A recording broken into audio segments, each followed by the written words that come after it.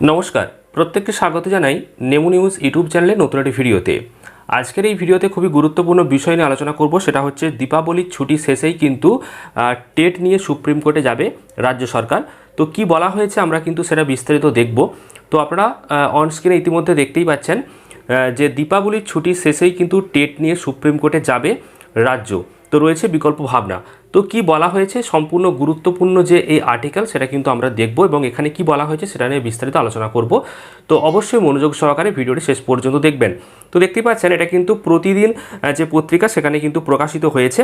তো এখানে যেটা বলা হচ্ছে সেটা কিন্তু আমরা বিস্তারিত দেখব। দেখুন, দীপাবলির ছুটি শেষেই কিন্তু টেট নিয়ে সুপ্রিম কোর্টে যাবে রাজ্য, রয়েছে বিকল্প ভাবনা।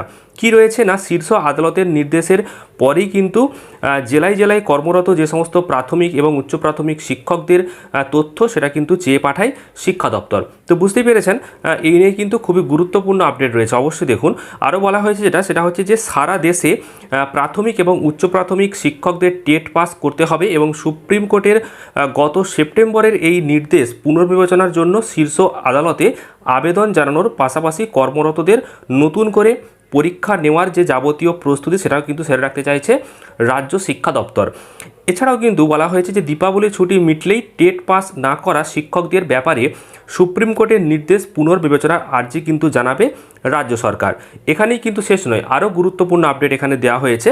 সেটা হচ্ছে যে শীর্ষ আদালতের নির্দেশের পরেই জেলায় জেলায় কর্মরত প্রাথমিক এবং উচ্চ প্রাথমিক শিক্ষকদের তথ্য চেয়ে পাঠায় শিক্ষা দপ্তর এবং দপ্তরের এক সাম্প্রতিক সমীক্ষায় প্রকাশ পেয়েছে যে রাজ্য সরকার পোষিত এবং সরকারপ্রাপ্ত যে প্রাথমিক এবং উচ্চ প্রাথমিক যে স্কুলগুলিতে প্রায় 90,000 শিক্ষক শিক্ষিকা টেট উত্তীর্ণ কিন্তু নয় এবং সর্বোচ্চ আদালতের নির্দেশের পরে কিন্তু তারা চাকরি হারানোর যে একটা আশঙ্কা সেটা কিন্তু করছেন।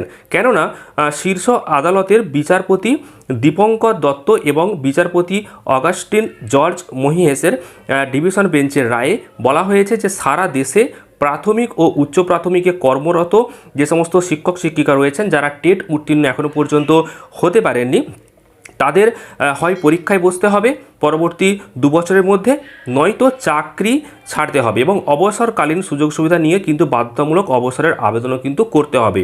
আর যদিও আগামী 5 বছরে অবসর নিতে চলা শিক্ষকদের কিন্তু এই দিক থেকে কিন্তু একটু ছাড় দেওয়া হয়েছে যে আগামী 5 বছর অবসর নিতে চলা শিক্ষকদের অব্যাহতি দিয়েছে বেঞ্চ। এবং এ ব্যাপারে প্রাথমিক শিক্ষা পর্ষদের সভাপতি গৌতম পাল বলেছেন যে আদালতে আমরা যখনই রায় পুনর্বিবেচনার আবেদন করব তখনই শিক্ষা দপ্তরের কাছে যাবতীয় তথ্য বা নথি কিন্তু চাওয়া হবে।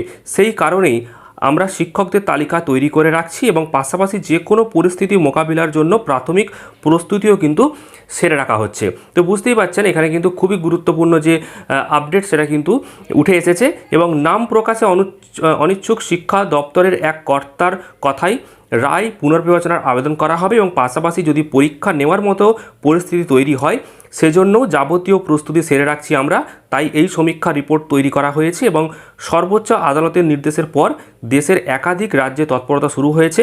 উত্তরপ্রদেশ সরকার কিন্তু ইতিমধ্যেই রায় পুনর্বিবেচনার করার জন্য কিন্তু আর্জি জানিয়েছে সুপ্রিম কোর্টে।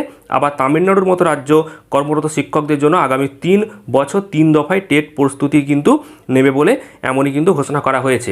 তো বুঝতেই পেরেছেন দীপাবলির ছুটিটা কেটে গেলেই যে নতুন করে একটা আপডেট চলে আসবে, অর্থাৎ সুপ্রিম কোর্টে যে রাজ্য সরকার যাবে এবং আর্জি জানাবে সেটা কিন্তু স্পষ্ট এখানে উঠে এলো।